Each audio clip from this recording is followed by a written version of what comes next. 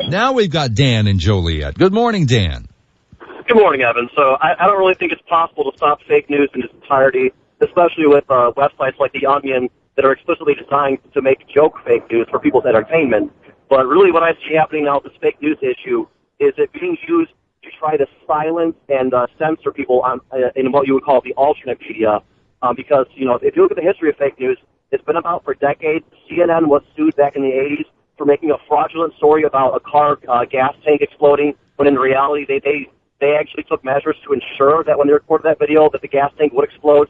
So they've already been sued for making up fake stories in the past.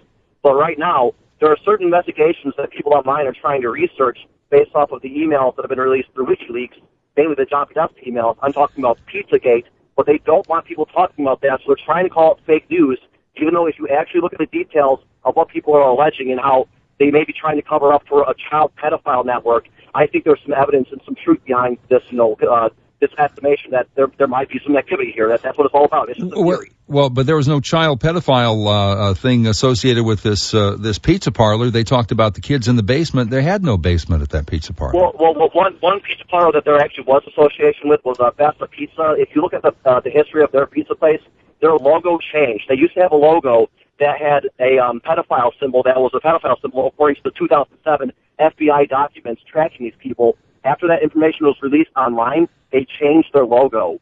So there actually is truth behind this Pizzagate story that you need to look into more. Well, okay, I don't know about that. But, you know, you're talking about the car. Was Geraldo Rivera the one who made that explode?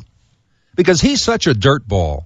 You know, Geraldo Rivera is such a dirtball. When Geraldo Rivera was in Iraq, my friend Oliver North told me, he said he saw Geraldo go over to an American soldier and hand him a $20 bill and said, count to 20 and then fire 3 shots.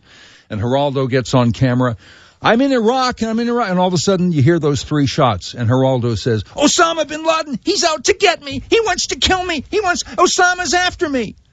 You know, that was fake news. That was pitiful. That's somebody who shouldn't be on the air. I wouldn't necessarily believe things Oliver North says. I don't see how the man is in jail for the Iran-Contra scandal. Well, Ollie was a friend of mine. He treated me very well, and I believe the story about Geraldo Rivera. Okay, but anyway, thank you for your call, and it's a point well taken. Thank you, Dan.